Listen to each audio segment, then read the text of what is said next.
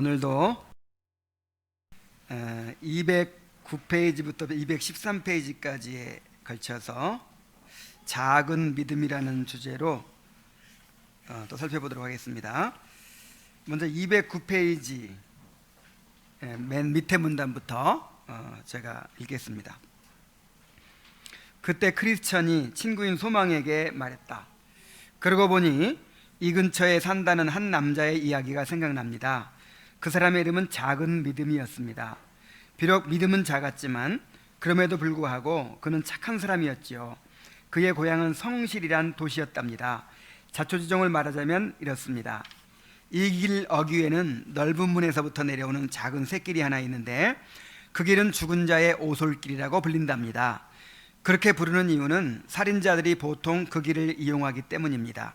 우리와 마찬가지로 순례길을 가고 있던 작은 믿음은 우연히 거기 앉아 잠이 들고 말았습니다.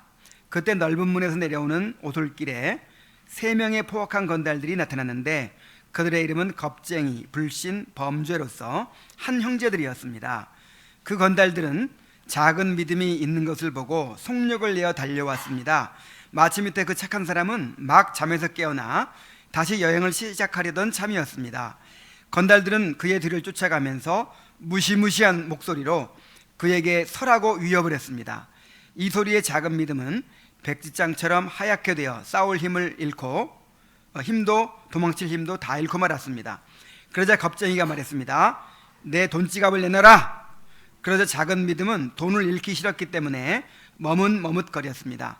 이에 그 불신이 그에게 달려들어 호주머니에 손을 푹 찔러 넣더니 돈주머니를 끄집어냈습니다. 그러자 작은 믿음이 소리쳤습니다. 강도야, 강도야. 이에 범죄가 손에 들고 있던 커다란 곤봉으로 작은 믿음의 머리를 내려쳤습니다. 그것을 맞고 작은 믿음은 피를 철철 흘리면서 넙죽 엎드러져 버렸습니다. 그동안 강도들은 그 곁에 서 있었습니다. 그러나 마침내 누가 오는 소리를 듣고는 그가 혹시 좋은 확신이란 도시에 살고 있는 대은혜가 아닌가 두려워하여 큰 소리를 죽이고는 그 착한 사람을 혼자 남겨둔 채 돌아가 버리고 말았습니다.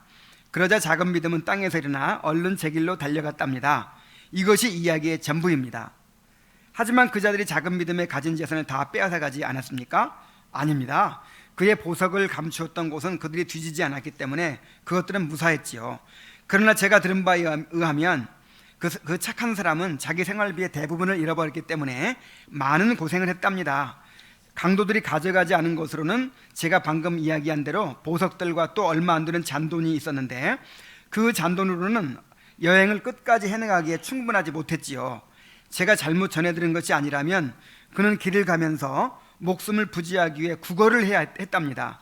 그가 한사코 자기 보석들을 팔려 하지 않았기 때문이지요. 그는 구걸과 그 외에 할 수 있는 여러 가지 일을 하면서 나머지 대부분의 길을 굶주린 배를 안고 갔답니다. 하지만 그가 천국문에 들어갈 때 제출해야 할 증명서를 강도들이 훔쳐가지 않았다는 것은 놀랍지 않습니까? 놀랍지요. 강도들이 그것을 빠뜨리고 하긴 했지만 작은 믿음이 그것을 잘 숨겨서 그렇게 된 것은 결코 아닙니다. 왜냐하면 그는 강도들이 오는 것을 보고 하도 낙담하여 어떤 것을 숨길 만한 힘과 재주를 발휘할 수 없었기 때문입니다. 그러므로 작은 믿음이 그 좋은 것을 잃어버리지 않은 이유는 자기 노력 때문이라기보다는 선하신 하나님의 섭리 덕분이라고 할 수 있습니다. 그래도 그가 보석들을 잃어버리지 않았으니 마음의 위안이 되었겠군요. 만약 그가 보석을 사용했더라면 더 큰 위안을 얻을 수 있었을 것입니다. 그러나 제게 이야기를 전해준 사람의 말에 의하면 그는 나머지 길을 갈 동안 그 보석들을 거의 사용하지 않았다고 합니다. 이는 그가 돈을 잃어버렸을 때 받은 충격 때문이지요. 실제로 그는 나머지 여행을 할 때 대개는 그 보석을 잊고 지냈습니다. 그러다 가끔 보석이 생각나면 그것으로 마음의 위안을 삼기 시작했지요. 그렇지만 곧 돈을 잃어버렸던 생각이 되살아나서 그는 온통 거기에 사로잡히곤 했답니다. 저런 불쌍한 사람, 이것은 그의 큰 슬픔이 아닐 수 없었겠네요. 큰 슬픔이다 마다요. 만약 우리가 그 사람처럼 낯선 곳에서 강도를 만나 돈을 빼앗기고 상처를 입었다고 생각해 봅시다. 정말 슬프지 않았겠습니까? 그 불쌍한 사람의 큰 슬픔으로 죽지 않은 것이 이상할 정도입니다. 제가 듣기에 그는 나머지 길을 거의 슬프고 쓰디쓴 불평만 하면서 갔다 합니다. 그는 만나는 사람마다 붙들고 자기가 어디서 어떻게 강도를 만났으며 누가 그 짓을 했는지, 자기가 무엇을 빼앗고 어떻게 상처를 입었는지, 그리고 하마터면 목숨까지도 빼앗길 뻔했다는 이야기를 하였답니다. 그런데 왜 그는 그런 어려움을 당하면서도 자기 보석을 팔거나 저당하여 여행 중에 쓸 물건을 사지 않았을까요? 당신은 마치 이 시대에 대해 아무것도 모르는 사람처럼 말하는군요. 그 사람의 보석을 저당하면 무엇을 받을 수 있겠습니까? 또 보석을 판다면 누구에게 팔겠습니까? 그가 강도당한 지역에서는 그의 보석이 전혀 귀하게 여겨지지 않았습니다. 그리고 그는 보석을 팔아서 생계를 유지하고 싶은 마음도 없었습니다. 실제로 그가 천국 문 앞에 도달했을 때 보석이 없으면 그 안으로 들어갈 수가 없습니다. 그는 이 사실을 잘 알고 있었지요. 그렇게 되느니 차라리 수만 명의 강도들에게 수모를 당하는 편이 더 낫다고 생각했을 것입니다. 네, 여기까지 보겠습니다.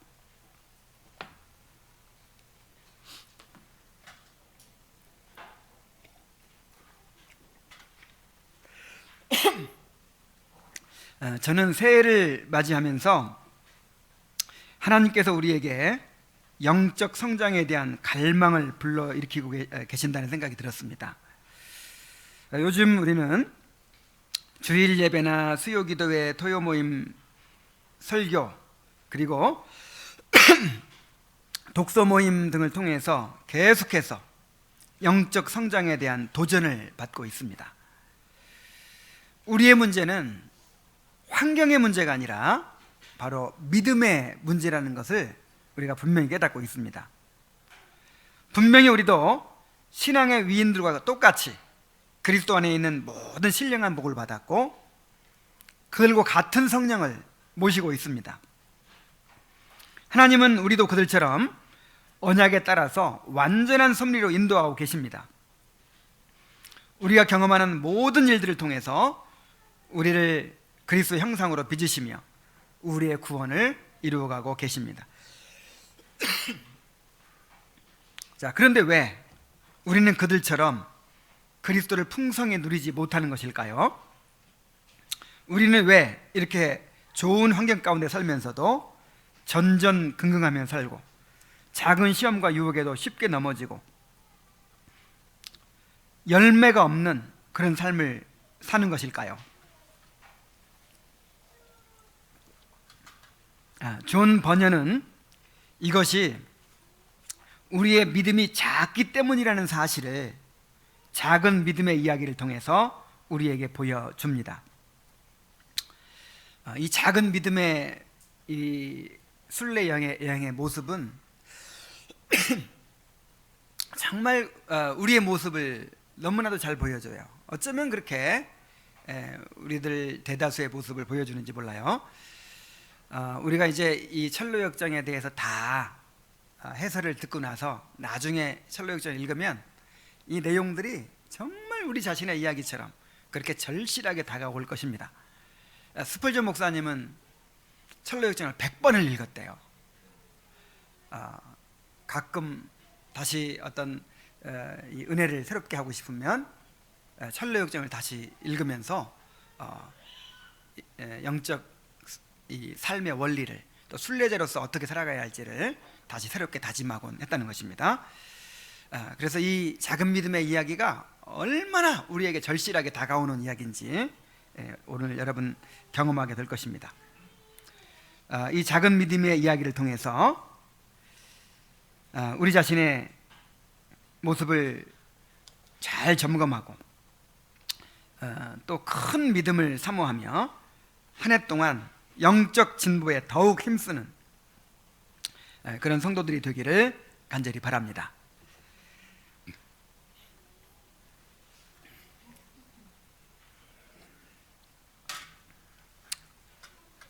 자, 먼저 이 작은 믿음이라는 것이 무엇인지를, 이 작은 믿음이라는 이 등장인물이 보여주는 것이 무엇인지를 우리 한번 생각해 보겠습니다. 자, 작은 믿음이란 무엇입니까? 자, 먼저 믿음이라는 것이 무엇인지에 대해서 우리가 확실히 알아야 돼요. 오늘 오면서 아내한테 당신 그동안 많이 배웠으니까 질문에 답해보라고 하면서 믿음이 무엇인지 물어봤어요.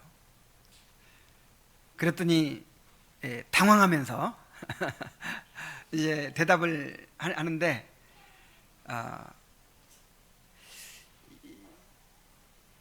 뭐라고 그랬더라? 보이지 않는 하나님을 믿는 것. 그리고 내가 시원찮게 생각했더니 예수님이 우리를 위해 십자가 달려 죽으시고 죽으셨다는 걸 믿는 것, 뭐 이런 식으로 대답을 해요. 그래서 여러분, 이건 믿음에 대한 정의가 되지 못합니다. 이거 여호와 증인들도 믿어요. 보이지 않는 하나님을 이단들도 다 믿어요. 그리고 예수님이 나를 위해 십자가 달려 돌아가셨다는 거, 심지어 내가 반드시 천국 갈 거라는 거, 이런 확신을 가진 사람들 이단에 많이 있어요. 그래서 그 사람들 믿음 가진 거예요, 안 가진 거예요? 이단에 빠졌는데 믿음은 좋네, 그러시겠어요?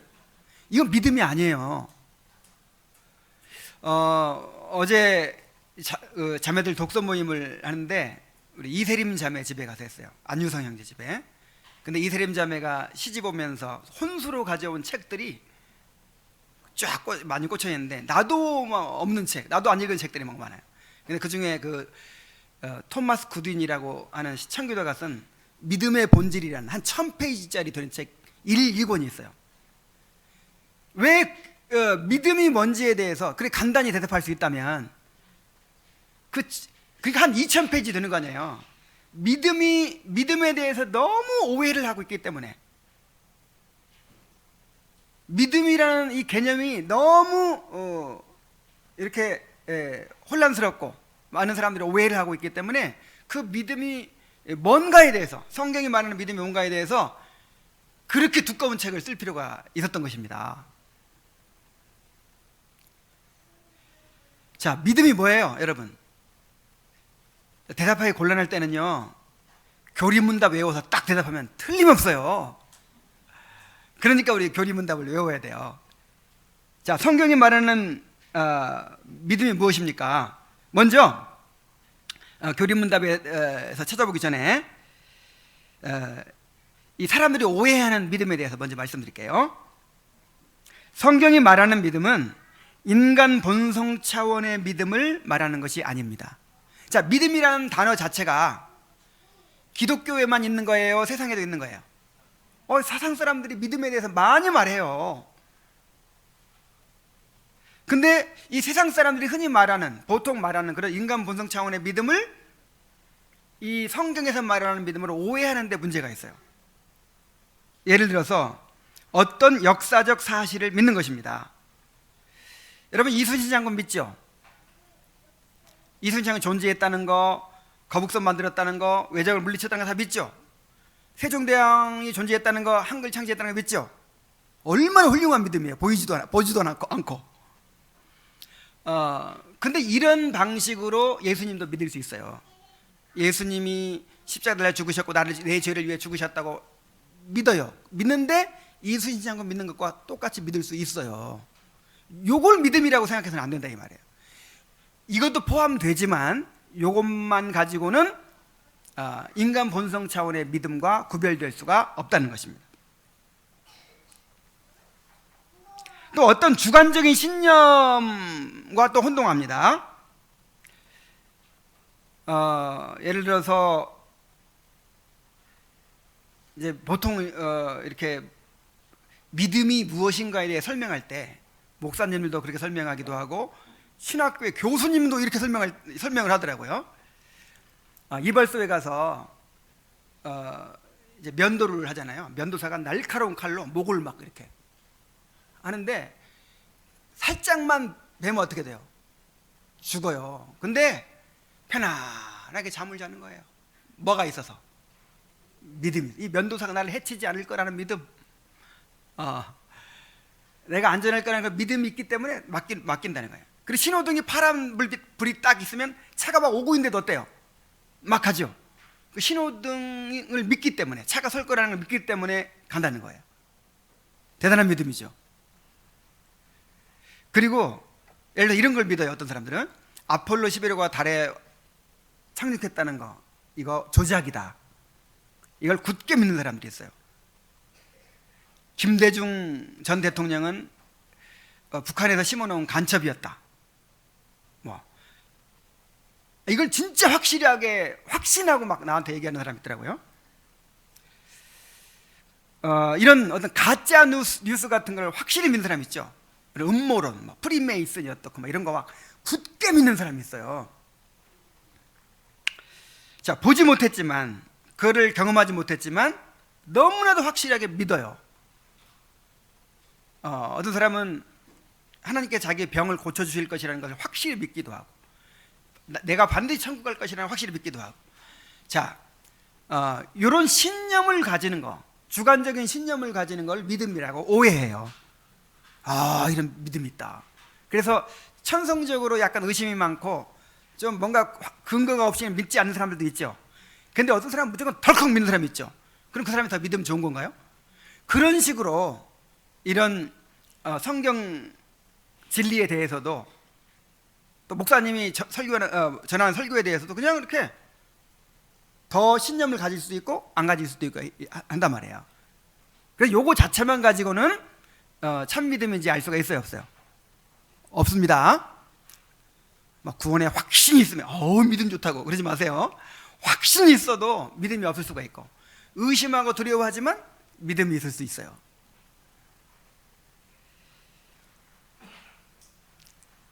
그렇다면 성경에서 말하는 믿음이란 무엇입니까? 드디어 소요리 문답 86문 봅시다. 함께 읽어볼까요? 자, 시작. 믿음은 구원의 은혜인데 복음으로 우리에게 제시된 바대로 구원을 얻기 위하여 우리가 오직 예수님만을 영접하고 의지하는 것입니다. 야, 정말 그 1000페이지짜리 책 2권으로 설명해야 되는데 이거를 단 2줄로 이렇게 설명해 놨어요. 이거 얼마나 가치 있는 내용입니까? 외울만 하죠? 앞으로는 누가 믿음이 뭐냐 물어보거든 그렇게 막 여러 가지를 복잡하게 얘기하려고 하지 말고 이렇게 딱 외워서 말씀하세요. 믿음은 뭐예요? 구원의 은혜예요. 구원의 은혜. 내가 나한테서 나온 게 아닙니다. 나한테서 나온 게 아니라, 이게 나한테서 나온다고 하는 게 이게 알미니안주의예요. 지금 영접하면 구원받는다는 거야. 지금 믿으라는 거야. 근데 하나님이 믿음을 주셔야 되는 거예요. 믿음이 뭐예요? 구원에. 그러니까 구원이라는 은혜 속에 포함되어 있는 거예요. 구원도, 믿음도.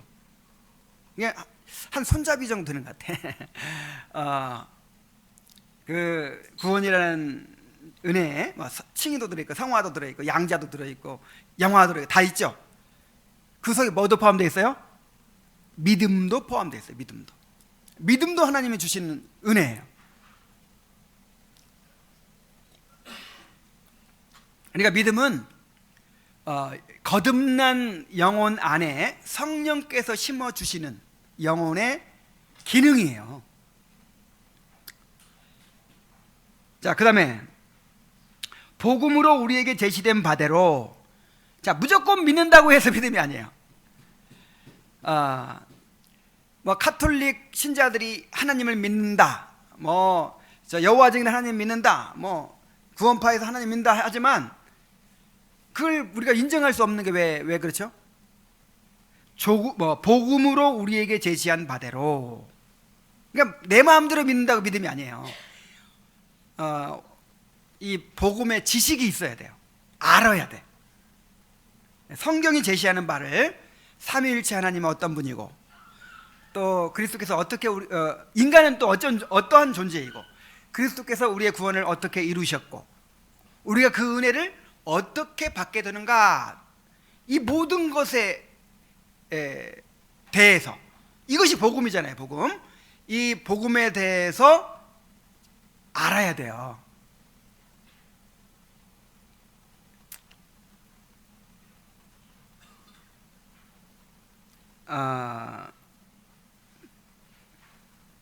자, 복음이 우리에게 제시한 바대로 구원을 얻기 위하여 우리가 오직 예수님만을 영접하고, 자, 누구를 영접해요?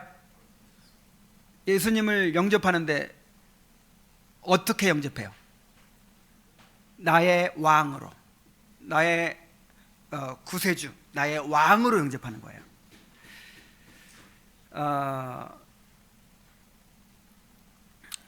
자, 결혼할 때 한 남자를 나의 남편으로 영접하죠.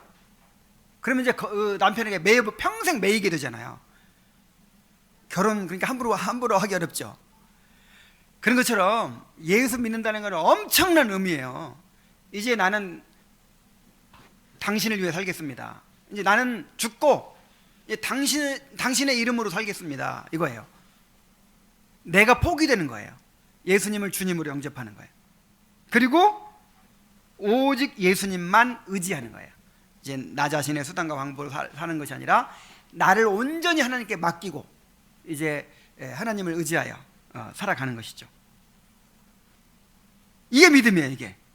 그래서 믿음은 구원의 은혜이고 하나님이 성령을 통해서 거듭난 영혼 안에 심어주시는 영혼의 기능입니다. 믿음은 그리스도를 바라볼 수 있는 영혼의 시각이요, 그리스도를 붙드는 영혼의 손입니다.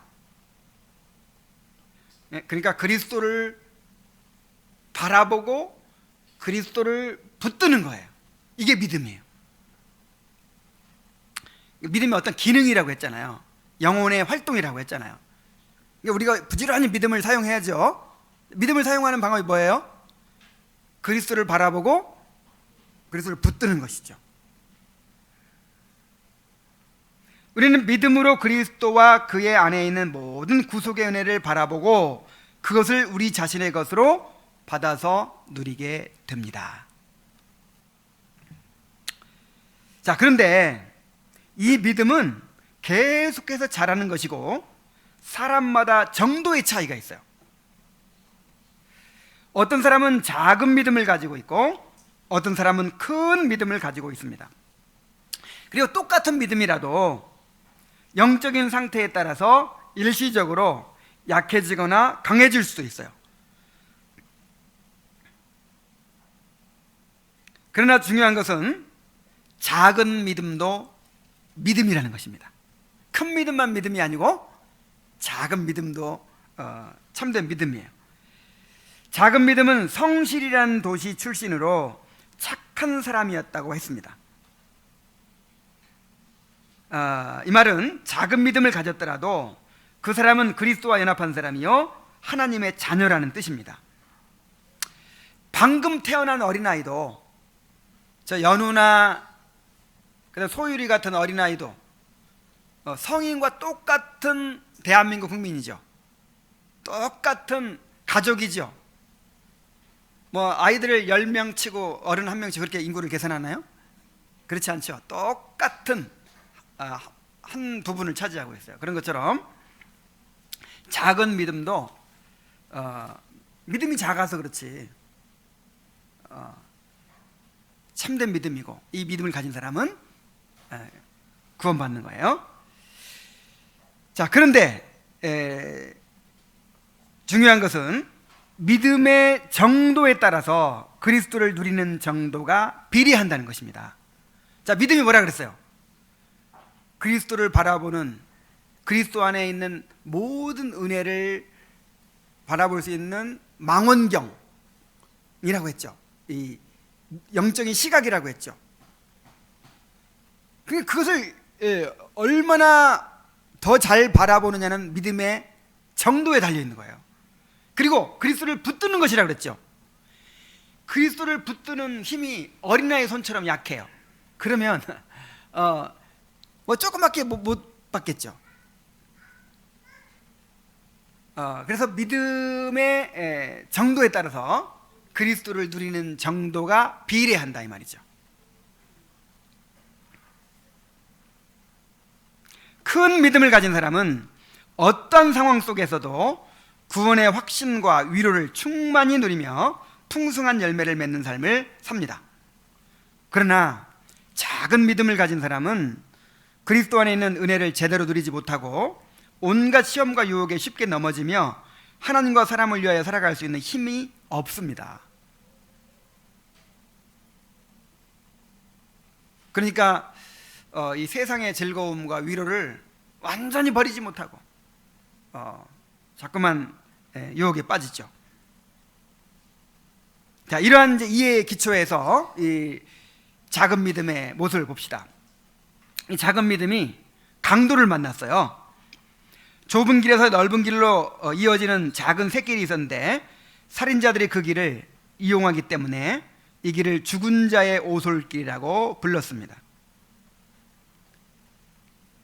자, 지금 작은 믿음이 가고 있는 길은 어떤 길이에요? 좁은 길, 좁은 길이에요. 바른 길이에요. 그런데 항상 바른 길에서 넓은 길로 나가는 샛길들이 군데군데 있어요. 근데 그 샛길 입구에 어떻게 있었던 것 같아요? 그 샛길을 뭐라고 불렀다고요? 죽은 자의 오솔길. 그래서 이 죽은 자의 오솔길로 부른 이유는 우리가 바른 길에서 벗어나면 큰 위험에 처하게 된다는 것을 보여줍니다. 자, 크리스천과 소망이 그런 일을 당했죠. 샛길로 곁길총으로 나갔다가 큰 고초를 겪었잖아요. 그리고 누굽니까? 이 크리스천과 소망은 하나님의 은혜로 돌아왔지만 돌아오지 못하고 그 무덤 사이에서 끊임없이 헤매고 있는 그 사람들이 멸망하는 거잖아요. 그래서 이 길을 벗어나면 큰일 나는 거예요.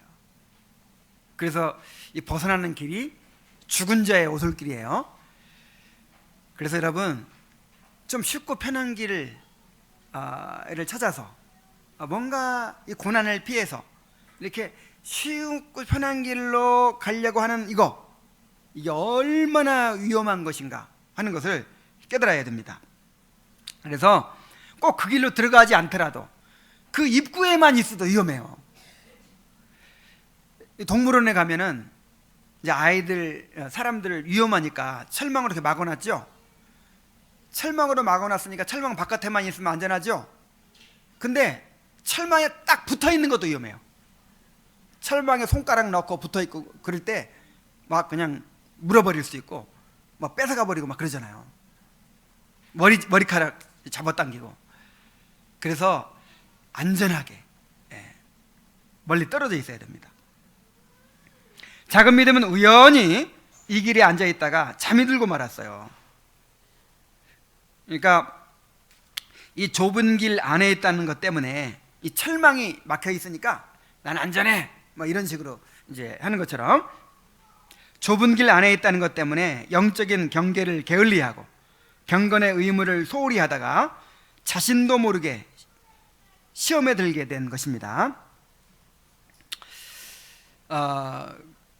그래서 우리는 비록 바른 길에 서 있더라도 결코 방심해서는 안 됩니다. 여러분 언제 주로 많이 넘어지던가요?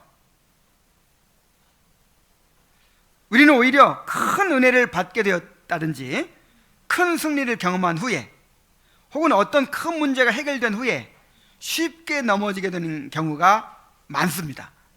왜냐하면 그때 긴장이 풀리거든요. 그때 마음이 이제 해이해지거든요. 여러분 아주 고난이 극심할 때는요 딴 생각 안 들어요. 마음이 단순해집니다. 고난이 극심할 때는요 오로지 그 고난에서 벗어나는 것밖에 없어요. 그래서 막 그걸 때문에 간구하죠. 근데 하나님께서 그거를 싹 해결해 주시잖아요. 그럼 그때부터는 항상 감사하고 기뻐할까요? 이제는 그동안에 보지 못하고 있던 남편에 대한 불만이 막 생기기 시작해. 이제 그 다음에 이제는 아내에 대한 불만이 생기기 시작해. 그 다음에 내가 처하고 있는 환경들 막 여기저기 막 불만이 생기기 시작하고. 그래서 어떤 큰 고난에서 벗어났다가 오히려 이렇게 더 세상으로 나가버리는 경우가 많습니다. 또 우리도 큰 은혜를 받고 나서 어떤 막 우리가 기도하고 막 준비했던 어떤 큰 이제 일이 끝났어요. 그래서 집에 가서 감사하다 좋다. 그러면서 이제 그때 이제 마음 놓잖아요. 이제 아, 이제 울고불고 기도 안 해도 되겠구나. 마음을 탁 놓고 텔레비전 볼까 아니면 어디 이제 놀러 갈까 하면서 마음이 해이해지고 넘어져요. 그래서 선줄로 생각하는 자는 넘어질까 조심하라 그랬죠. 우리 한번 따라해 봅시다. 선줄로 생각하는 자는 넘어질까 조심하라. 마귀의 이 공격은 너무나도 교묘해서 아주 큰 승리 후에 넘어지게 만드는 거예요. 특히 작은 믿음을 가진 사람들은 영적 분별력이 부족하기 때문에 더욱 조심해야 돼요. 지금 우연히 자기가 지금 어디 있는지도 몰라요. 그리고 잠을 자잖아요. 잠을 자도 왜 거기서 잡니까? 집에 가서 자야지. 우리는 잠시도 경계를 게을리하거나 경건의 의무를 소홀히 해서는 안 됩니다. 정말 그래요. 내가 뼈저리게 너무나도 많이 경험해 왔어요. 아주 큰 은혜를 받았으니까 오늘 너무 은혜가 큰 거예요. 그러니까 다음 날은 기도 안 해도 됩니까? 다음 날은 말씀 안 들어도 됩니까? 그렇잖아요. 만나를 매일매일 먹어야죠. 매일매일. 그래서 우리는 천국 갈 때까지는 절대로 경계를 게을리하거나 경건의 의무를 소홀히 해서는 안 됩니다. 자, 작은 믿음이 이렇게 잠을 자고 있는데 3명의 포악한 건달들, 겁쟁이, 불신, 범죄가 나타났어요. 근데 그들은 한 형제라고 했습니다. 이 강도들은 믿음이 약한 그리스도인들을 넘어뜨리는 시험과 유혹들을 가리킵니다. 그러니까 우리가 이제 두려움과 염려에 사로잡힐 때가 있죠. 두려움과 염려에 사로잡히고 그 다음에 하나님께 대한 신뢰가 약해질 때가 있죠. 의심이 생기고 신뢰가 약해지고 그러다 보면 이제 인간적인 수단과 방법을 이렇게 붙잡게 되고 범죄에 빠지게 되는 이런 이제 이게 연결이 된다 이게 말이에요. 한 형제예요, 한 형제. 두려움과 염려에 사로잡히면 하나님 신뢰하지 않게 되고 하나님 신뢰하지 않으면 세상을 사랑하고 세상에서 위로와 즐거움을 구하게 되기 때문에 범죄에 빠져요. 이 3가지가 형제입니다, 형제.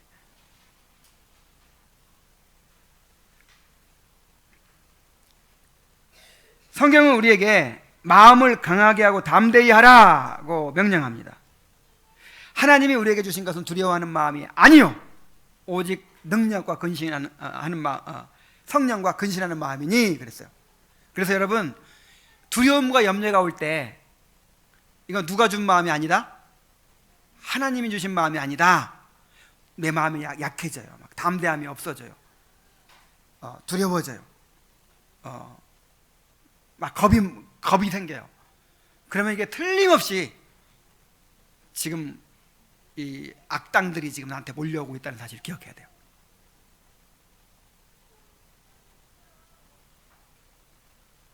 마귀는 온갖 문제들을 부각시켜서 우리를 위협하고 두렵게 합니다. 그리하여 하나님의 약속을 의심하게 하고 하나님을 신뢰하지 못하게 합니다. 그리하여 세상을 바라보게 하고 결국 범죄에 빠지게 하는 것입니다. 그러므로 우리의 마음을 지키는 것이 무엇보다 중요해요. 잠언 4장 23절을 봅시다. 자, 시작. 무릇 지킬 만한 것보다 더욱 내 마음을 지키라. 생명의 근원이 이에서 나면이라. 일단 마음이 무너지는 거예요. 마음이 무너지면 이제는 뭐 어디로 튈지 모르죠. 이제 마음에 담이 무너졌다 봅시다. 그러면 아무나 막 들어오잖아요. 그래서 뭘 지켜야 돼요? 마음을 지켜야 돼요. 무릇 지킬 만한 것보다 더욱 여러분의 마음을 지키십시오. 그래서 이 마음이 두려움과 염려에 빠진다든지 아니면 누구 미워하는 마음에 빠진다든지 시기심에 빠지나요? 원망과 불평에 빠진다든지 이럴 때 여러분 지금 마귀의 공격을 받고 있다는 사실을 기억해야 돼요. 한두 놈이 아닙니다. 지금 막 형제들이 지금 악당 형제들이 한꺼번에 막 지금 오고 있는 거예요. 작은 믿음은 막 잠에서 깨어나 길을 가려고 하는데 그들이 쫓아가면서 무시무시한 소리로 위협하면서 거기 서라! 꼼짝 마라! 하고 막 소리를 지르니까 이 작은 믿음은 백지장처럼 하얗게 되어서 도망칠 힘마저 잃어버리고 말았어요.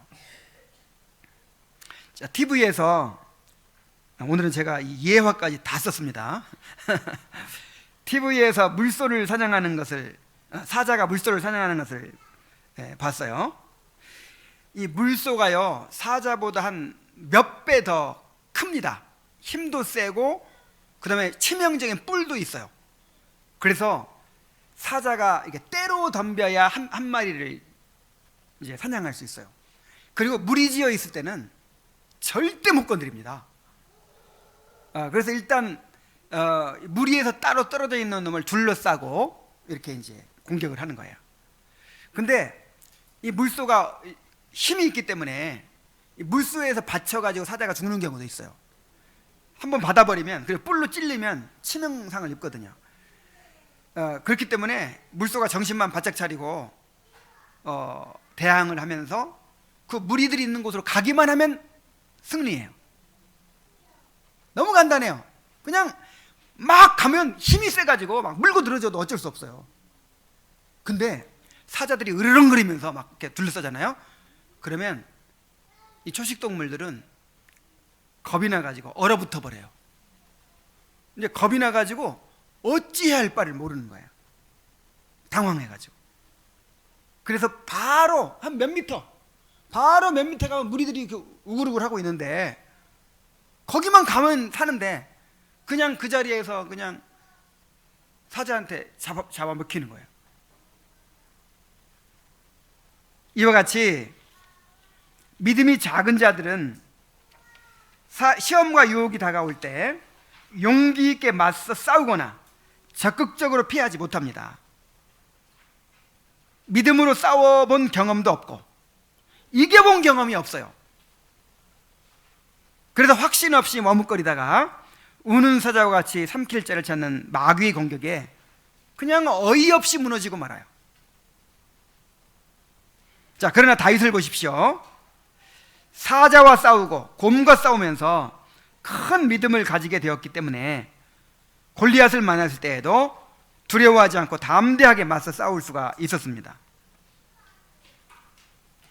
그래서 우리가 이 시험과 유혹이 다가올 때 싸워야 돼요, 여러분.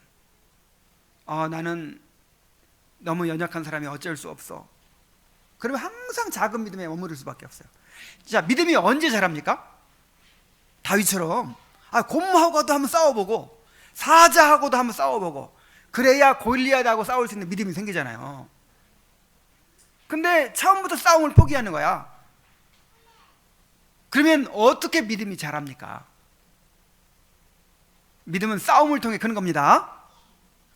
믿음은 싸움을 통해 크는 것이고 순종을 통해 크는 것이고 섬김을 통해 크는 것이고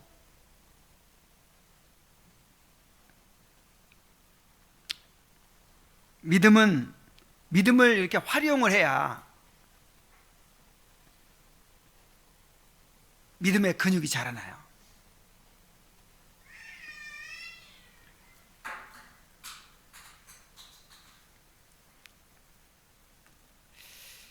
자, 겁쟁이가 돈을 내놔라 하고 소리치자 작은 믿음이 어문거렸고 불신이 억지로 돈주머니를 빼앗았습니다. 작은 믿음이 도둑이야 하고 소리치자 범죄가 곤봉으로 그의 머리를 내리쳐서 피를 흘리며 쓰러지고 말았습니다. 이 돈주머니가 무엇을 가리킬까요? 신자가 그리스도 안에서 누리는 여러 가지 은혜들을 가리켜요. 구원의 즐거움과 하늘의 위로와 평안과 기쁨과 소망 같은 것들입니다. 이거를 여비라 그래서 여비. 자, 우리가 천국까지 가면서 순례여행을 가면서 자, 여비가 있을 거 아니에요. 이렇게 좀 뭔가 먹고 살 게 있어야 될 거 아니에요. 그래서 구원의 즐거움도 누리고 또 하나님이 주시는 위로와 평안도 누리고 확신도 누리고 소망도 누리면서 그래야 고난도 이기고 십자가도 지고 그래야 영적인 싸움도 싸울 거 아니에요. 근데 그걸 뺏겨버렸단 말이에요. 그거를. 그래서 우리가 두려움과 염려에 마음이 두려움과 염려에 사로잡히고 하나님을 불신하게 되고 그 다음에 범죄에 빠지고 그러면 이런 여비를 다 잃어버리게 됩니다.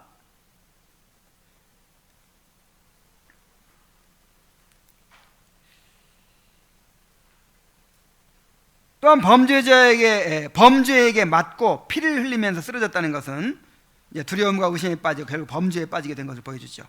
그래서 시편 51편의 다윗의 기도가 이러한 영적 상태를 잘 보여줍니다. 물론 다윗은 뭐 작은 믿음이라고는 할 수 없겠죠.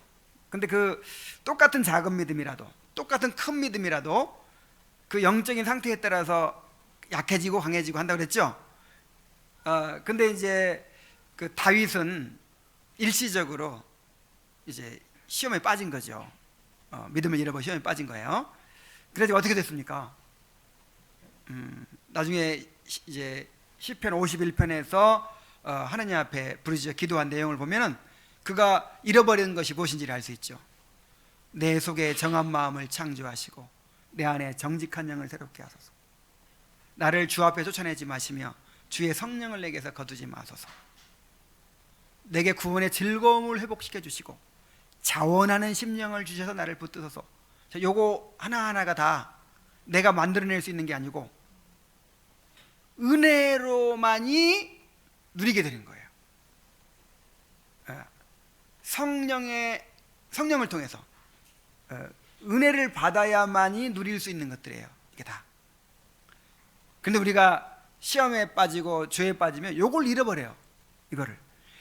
여러분, 이것은 그리스도인에게 생명과 같은 것입니다. 여러분, 양식과 같은 거예요. 이제 뭐 먹고 살아요? 그리스도인이 이거 잃어버리면 거지가 되는 거예요.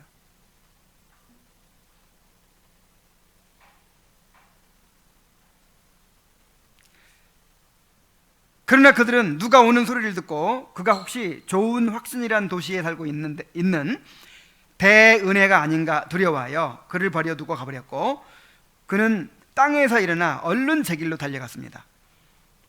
그러니까 이 강도들이 두려워하는 사람이 있어요. 누구예요? 대은혜. Great Grace.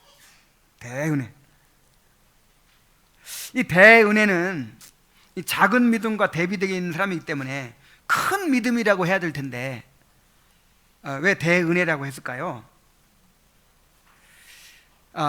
큰 믿음을 가진 사람이 큰 은혜를 누리기 때문입니다.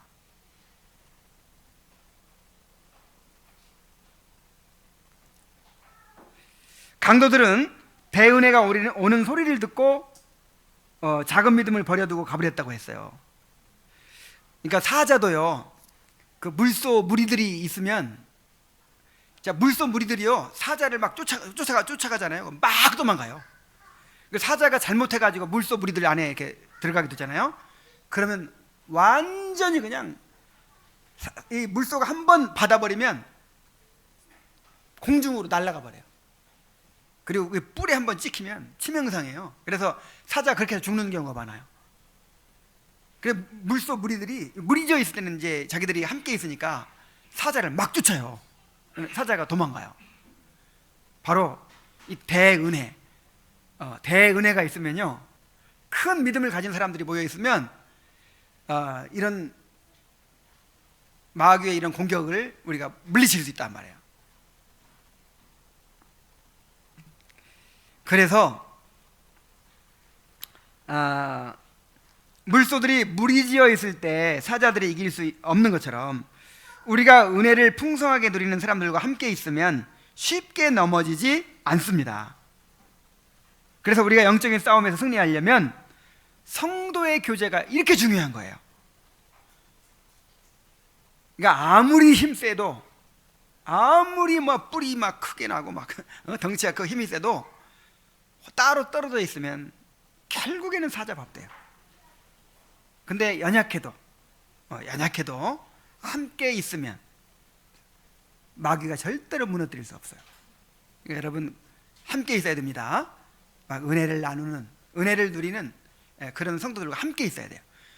작은 믿음들이 서로 뭉치면 큰 은혜가 나누어지겠죠. 자기가 받은 은혜들을 서로 공유하니까.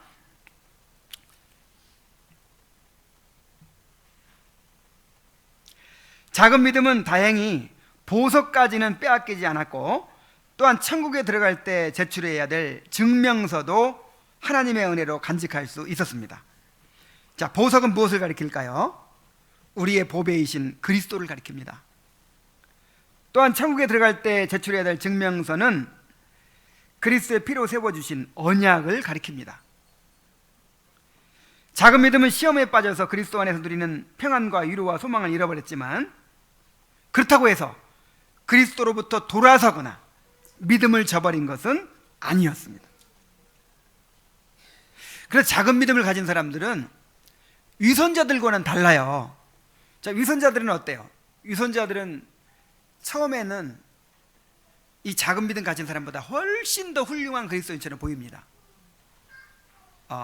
확신 있고 이 교인으로서 의무를 다하고 가르치기도 하고 지식도 많고 막 그런 것처럼 보여요. 근데 이제 결정적인 순간에 이제 세상을 사랑하여 이제 떠나는 것이죠. 넓은 길로 가버리는 것이죠. 그러나 작은 믿음은 믿음이 작지만 참 믿음이기 때문에 이 사람은 그리스도와 연합된 사람이에요. 하나님께서 이들을 끝까지 지켜주십니다. 그래서 끝까지 견디는 은혜, 바로 견인의 은혜를 주십니다.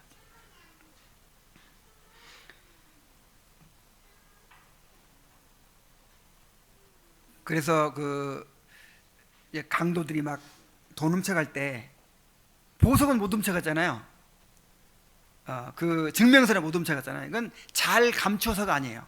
이 작은 믿음은 이걸 막 용의주도하게 잘 감출 그런 위인도 못 돼요. 정신도 못 차려. 누가 지켜준 거예요? 하나님께서 그거를 못 훔쳐가게 지켜주신 거예요. 그래서 우리가 끊임없이 넘어지고 패배하면서도 그리스도를 버리지 않고 믿음을 저버리지 않고 있는 이유는 하나님께서 우리를 지켜주시기 때문입니다. 우리가 이렇게 인내심이 있어서 의리가 있어서 우리가 이렇게 붙들고 있는 거 아니에요. 하나님께서 지켜주고 계시는 것입니다. 자, 이제 여비를 잃어버렸으니, 이러한 은혜를 소멸해버렸으니 이제 그 순례 여행이 어떻겠어요? 신앙생활이 어떻겠어요? 자, 작은 믿음의 순례 여행을 한번 봅시다. 작은 믿음은 생활비의 대부분을 잃어버렸기 때문에 많은 고생을 해야 했습니다. 그는 값비싼 보석을 가지고 있으면서도 그 보석을 사용하지 않았기 때문에 내내 굶주리면서 가야 했습니다. 그러다가 지금 그 보석을 생각하면 그러다 가끔 그냥 잊어버리고 있다가 가끔 보석을 생각하면서 위안을 삼곤 할 뿐이었습니다. 이것은 믿음이 연약하기 때문에 그리스도 안에 있으면서도 그리스도 안에 있는 풍성한 은혜를 누리지 못한 채 영적으로 궁핍하고 가난한 생활을 하는 사람들의 모습을 보여줍니다. 때때로 말씀을 통해서 그리스도를 바라보고 은혜를 누리기도 하지만 막상 현실 문제에 부딪히게 되면 금방 은혜를 잃어버리고 두려움과 염려에 빠지고 유혹과 시험에 무너지는 것입니다. 참, 이렇게 살아가는 사람들이 얼마나 많습니까? 가난하고 궁핍하게 살아요. 아니, 그리스도를 모시고 있으면서도, 살아계신 성령님을 모시고 있으면서도, 그리스도 안에서 하늘에 속한 모든 신령한 복을 다 가졌다는 사람들이 그냥 너무 그렇게 힘이 없어요. 기쁨이 없어요. 마음의 위로가 없어요. 가난하고 궁핍해요. 자, 이 보세요. 이 작은 믿음 보세요. 그는 끊임없이 돈을 잃어버린 것을 생각하면서 슬퍼했고 나머지 길을 슬퍼하며 쓰디쓴 불평을 하면서 갔습니다. 그런 사람들을 만나면 늘 자기가 어디서 어떻게 강도를 만났으며 누가 그 짓을 했는지, 자기가 무엇을 빼앗기고 상처를 입었는지에 대한 이야기를 했습니다.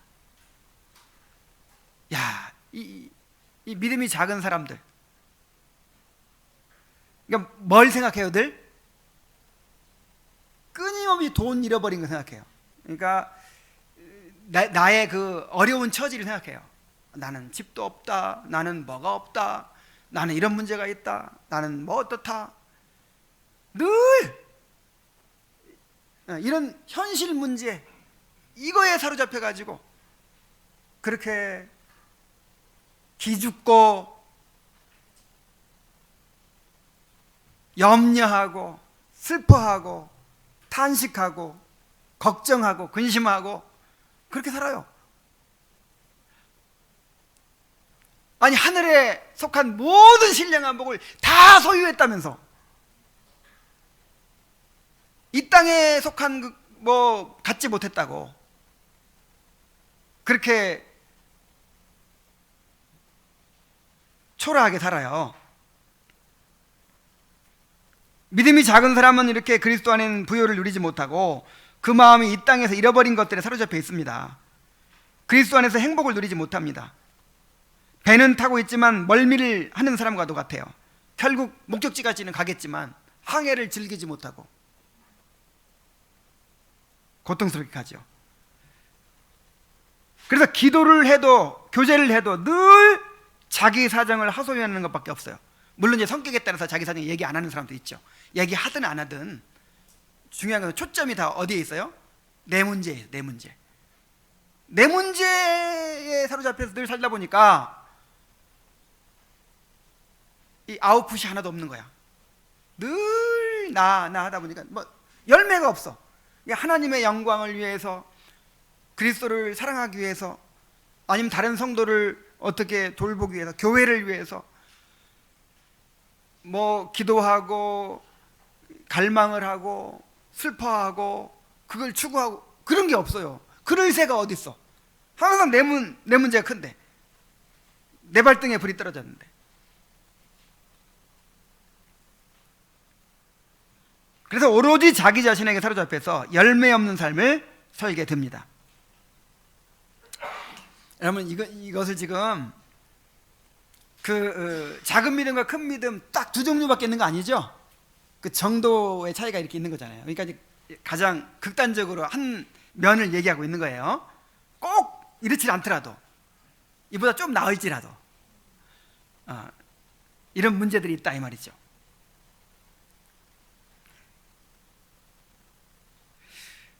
그 보석을 사용하면, 자기가 가지고 있는 보석을 사용하면 얼마든지 여비를 마련할 수 있어요. 여비를 얼마든지 그걸 누릴 수가 있어요. 근데 보석을 가지고만 있지 사용하질 않아. 잊어버리고 살아. 잊어버려. 그러다 가끔 언제 생각나요? 주일날 교회 갔을 때 가끔 내가 그리스도인이지, 내 안에 그리스도께 계시지, 나 죽으면 천국 가지, 가끔 생각하고 위안을 받아. 그리고 세상에 나가면 또 잊어버려. 무한한 은혜의 보고를 소유하고 있으면서도 그것을 사용할 줄 모르고 누릴 줄 모른단 말이에요. 얼마나 큰 비극입니까?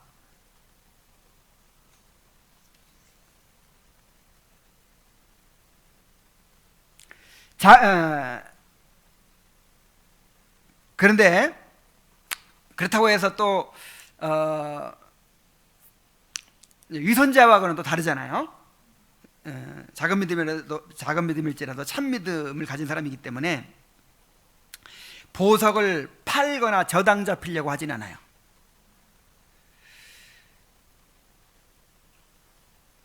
그리고 그 지역에서는 그의 보석이 전혀 귀하게 여겨지지 않았다고 합니다.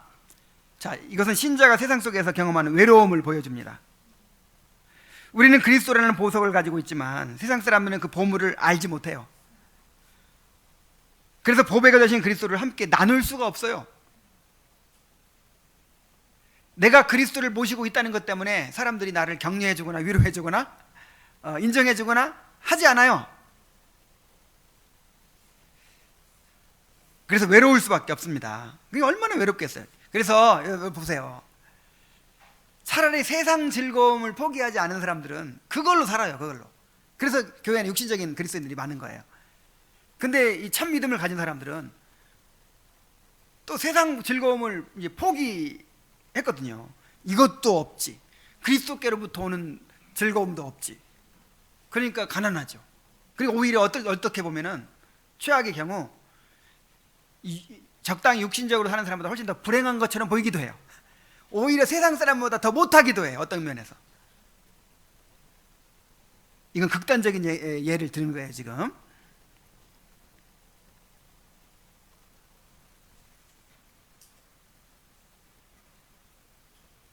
그래서 정말 우리한테는 함께 지체가 되고 함께 하늘의 기업을 상속받고 함께 순례의 길을 가는 이 성도들 외에는 정말 우리 삶을 진정으로 함께하고 나눌 수 있는 그런 사람들이 없어요. 이 성도의 교제를 더욱 귀하게 여기시기 바랍니다. 그는 또한 보석을 팔아서 생계를 유지할 생각도 없었다고 했어요. 왜냐하면 천국면에 도달했을 때 보석이 없으면 그 안으로 들어갈 수가 없었기 때문입니다. 그는 보석을 잃게 되느니 차라리 수만 명의 강도들에게 수모를 당하는 편이 낫다고 생각했습니다. 그는 비록 믿음이 작지만 위선자들과는 전혀 달랐습니다.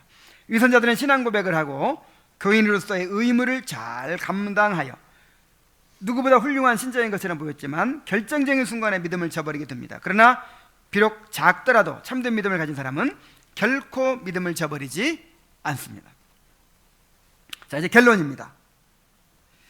저는 거룩이라는 책에서 모세와 롯의 삶을 통해서 이 작은 믿음과 큰 믿음을 비교해 볼 수 있었어요. 자, 모세, 이 큰 믿음이 얼마나, 자, 믿음은 가만히 있는 것이 아니라 어떤 영혼의 활동이라 그랬죠. 그래서 반드시 믿음은 뭔가를 산출해내요. 뭔가가 나와요. 이 모세의 큰 믿음을 보세요. 우리 히브리서 11장 24절 26절 함께 읽어봅시다. 시작.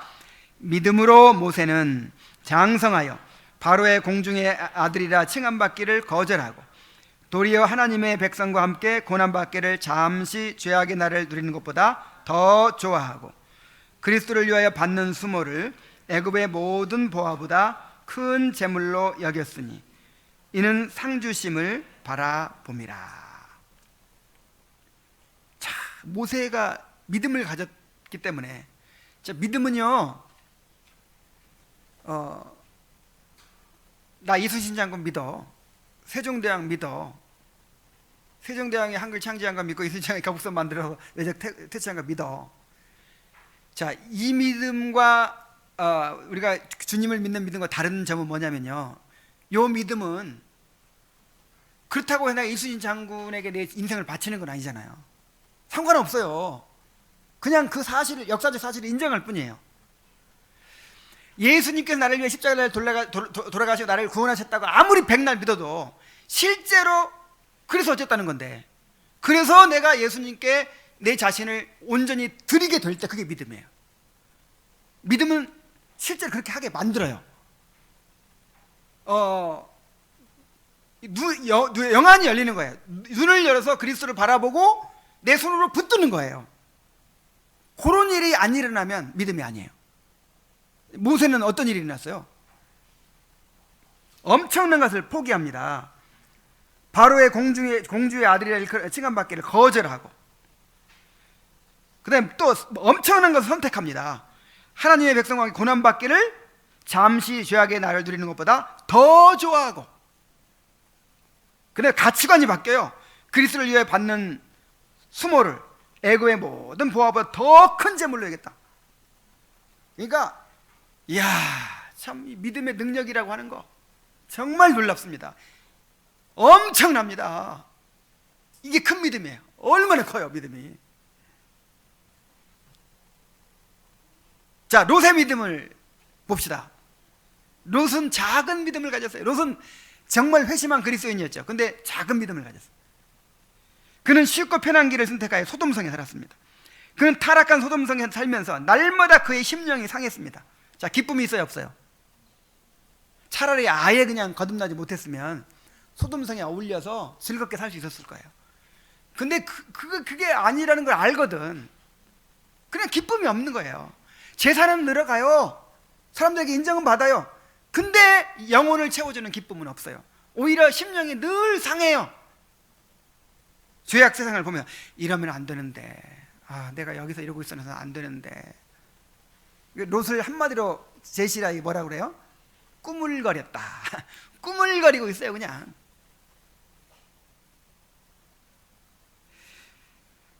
그는 스스로도 결코 행복하지 못했고 아무 열매도 없는 무가치한 삶을 살았습니다. 멸망해가는 소돔 사람들에게 아무 도움도 되지 못했고 자기 가족이나 친척 그리고 자신과 관계된 사람이 천국에 갈 수 있도록 돕지도 못했습니다. 진짜 하나도 열매를 맺지 못한 무가치한 그런 삶을 살았어요. 얼마나 불행합니까?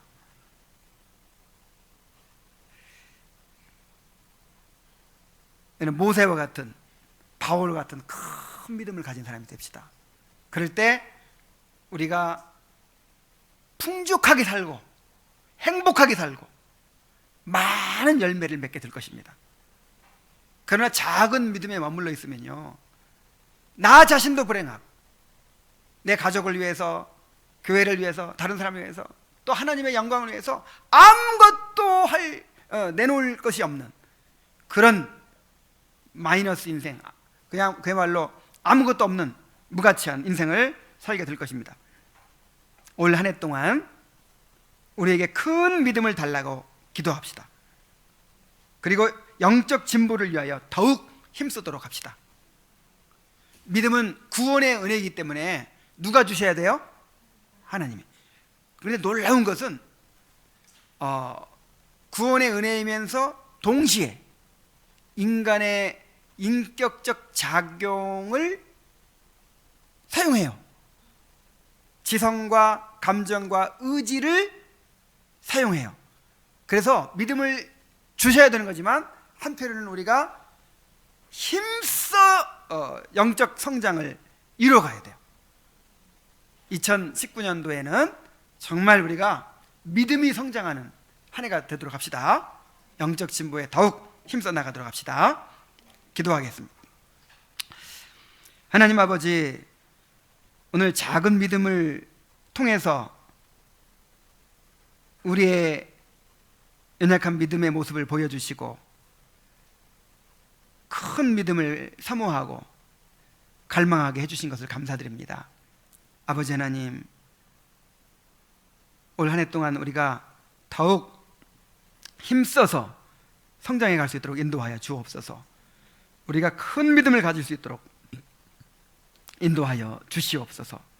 이러한 열망이 올 한 해 동안 지속될 수 있게 하여 주시옵소서. 예수님의 이름으로 기도하옵나이다.